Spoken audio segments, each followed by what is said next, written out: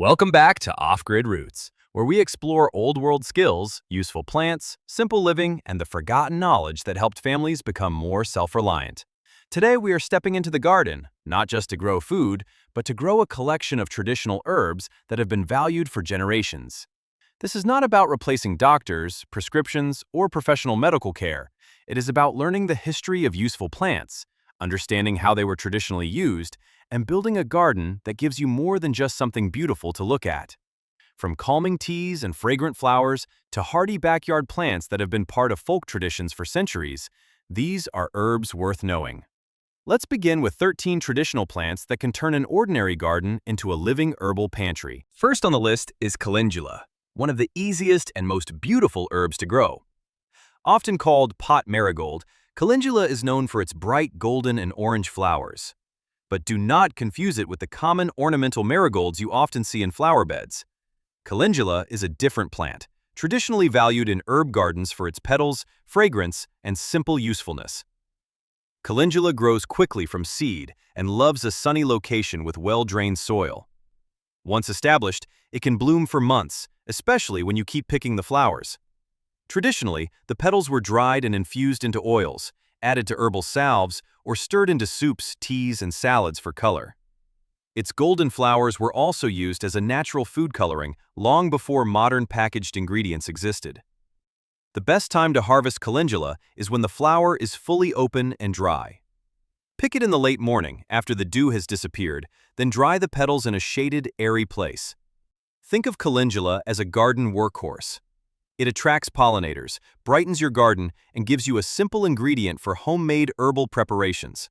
But remember, homemade plant remedies are for everyday comfort and traditional use, not a substitute for treating wounds, infections, or serious skin problems. Yarrow is one of those plants that looks delicate but grows with incredible toughness. With its feathery leaves and flat clusters of tiny white, yellow, pink, or pale red flowers, yarrow has been part of traditional herb gardens for centuries. Its botanical name, Achillea millefolium, comes from an old legend connected to Achilles, who was said to have used the plant in battle. Whether or not the legend is true, yarrow became known as a practical field herb. It was often carried by travelers, gardeners, and people living close to the land. Yarrow prefers full sun and well-drained soil. Once planted, it can spread easily, so give it space. It is drought-tolerant, pollinator-friendly, and one of the best herbs for a low-maintenance garden. Traditionally, yarrow flowers and leaves were dried for herbal teas, aromatic baths, and simple home preparations. Its slightly bitter, earthy scent made it a common plant in old apothecary gardens. But yarrow requires caution. Never harvest it from the wild unless you are completely certain of its identity. Some dangerous plants can look similar from a distance.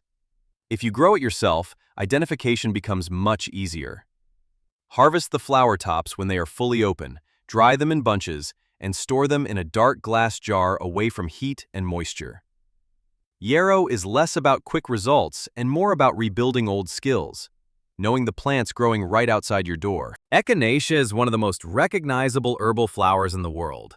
Also known as purple coneflower, echinacea stands tall with bright purple petals and a bold, spiky center cone. It is native to North America and has a long history of traditional use among indigenous communities long before it became popular in modern herbal products. Today, echinacea is often associated with seasonal wellness teas and herbal blends. But it is important to be realistic. Research on echinacea and common colds has produced mixed results, so it should never be presented as a guaranteed prevention or cure. In the garden, however, echinacea is a fantastic plant to grow. It loves full sun, handles dry conditions well, and attracts bees, butterflies, and birds. Once the petals fall away, the seed heads can stay through autumn, giving your garden a rugged, natural look while feeding wildlife. Echinacea is a perennial, meaning it comes back year after year. The roots are traditionally used in herbal preparations, but patience matters. Do not dig up a young plant. Let it establish for at least 2 or 3 seasons before considering a harvest. For most home gardeners, echinacea is best grown for its flowers, pollinator value, and traditional herb garden character. It reminds us that the most useful plants are often the ones that bring beauty, wildlife, and history into the same space. Elderflower is one of the most elegant herbs you can grow. In late spring and early summer, elder trees produce large clusters of tiny cream-colored flowers with a sweet floral fragrance. These delicate blossoms have been used for generations in cordials, teas, syrups, and seasonal drinks. The flowers are light, fragrant, and almost honey-like in aroma. In traditional kitchens, elderflower cordial was a way to preserve the taste of early summer in a bottle. Elder plants grow best in moist soil and sunny to partly shaded areas. They can become large shrubs or small trees, so they need room to spread. If you have the space, they are one of the most rewarding plants for a homestead-style garden. Harvest elderflowers on a dry day when the blossoms are fully open and fragrant. Shake off any insects, use them fresh for drinks, or dry them gently for tea blends. But elder requires one very important safety rule. Use the flowers carefully and do not casually experiment with leaves, bark, stems, or unripe berries. Different parts of the plant can contain compounds that are not meant for raw consumption. Southernwood is one of the more forgotten plants on this list. With its soft, gray-green leaves and strong aromatic scent, southernwood was once common in cottage gardens, monastery gardens, and old household landscapes. It is sometimes called old man's herb because of its silvery, feathery foliage. Unlike many herbs on this list, southernwood is best known as a household plant rather than a tea herb. Traditionally, people place southernwood in drawers, closets, bedding, and linen chests because of its strong fragrance. It was used in sachets and bundles to freshen rooms and discourage insects around stored fabrics. Southernwood loves full sun, dry soil, and neglect. It is drought-tolerant, hardy, and easy to shape with regular pruning. Its foliage can become woody over time, so cutting it back in spring helps keep it neat and fresh. This is an important reminder that a useful herb garden is not only about what you drink or apply to your skin. Some herbs were grown for scent, some for household use, some for the atmosphere they created around the home. Lemon balm may be one of the most comforting herbs you can grow. The moment you rub one of its leaves between your fingers, you understand why people love it. It releases a fresh lemon scent that feels bright, clean, and calming at the same time. Lemon balm belongs to the mint family, which means it grows easily and spreads easily too. Give it its own container or a controlled garden bed, unless you want it taking over your entire herb patch.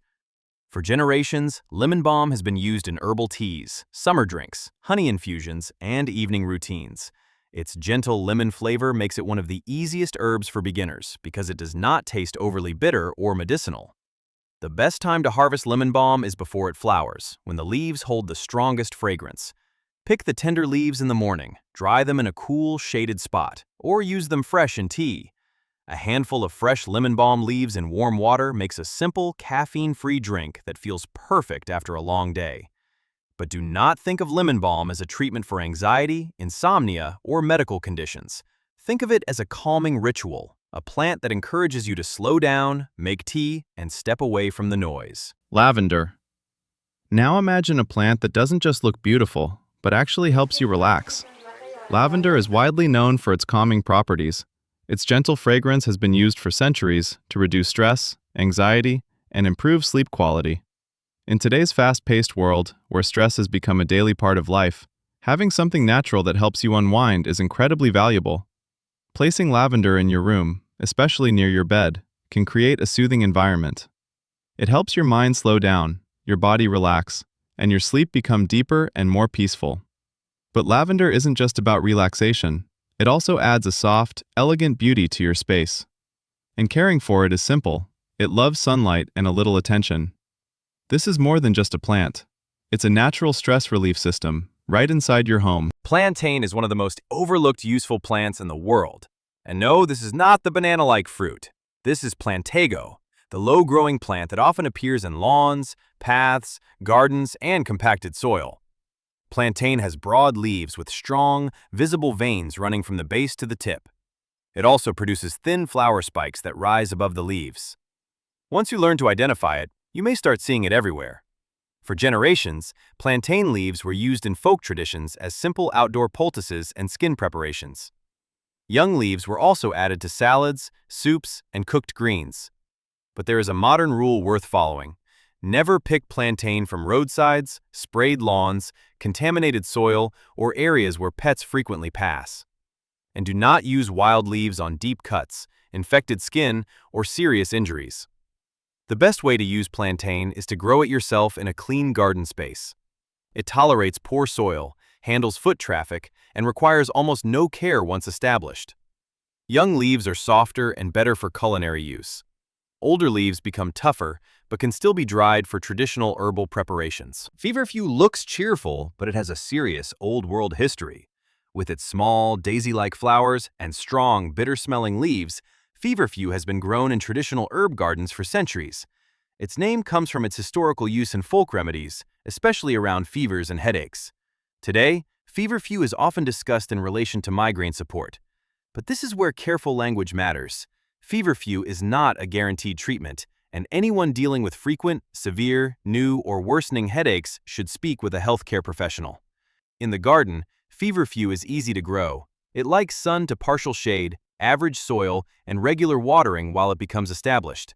Once mature, it can self-seed, so remove old flowers if you do not want it spreading around the garden. Feverfew leaves have a strong, bitter flavor. In traditional herbal use, they were dried for teas or used in carefully prepared remedies. Fresh leaves can irritate the mouth in some people, so they are not something to casually chew. It is also best avoided during pregnancy, and anyone taking blood-thinning medication should seek medical advice before using concentrated feverfew products.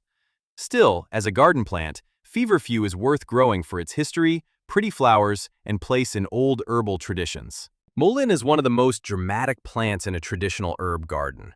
In its first year, mullein grows as a soft rosette of large, fuzzy, gray-green leaves close to the ground. In its second year, it sends up a tall, flowering spike covered in small, yellow blossoms, sometimes reaching several feet into the air. It looks almost like a torch rising from the garden. Traditionally, mullein leaves and flowers were dried and used in herbal teas for throat and seasonal respiratory comfort. But mullein should never be described as a treatment for asthma, bronchitis, pneumonia, or serious breathing problems. Its real value for the modern gardener is in its beauty, history, and usefulness as a traditional tea herb. Mullein likes full sun and poor, dry soil. It is surprisingly hardy and can grow where other plants struggle. The flowers attract pollinators, and the tall seed heads create a wild, old-field look in the garden. When using dried mullein leaves for an infusion, strain the tea carefully through fine cloth or a coffee filter. The tiny hairs on the leaves can irritate the throat if they are not removed. Mullein is a plant that asks for patience.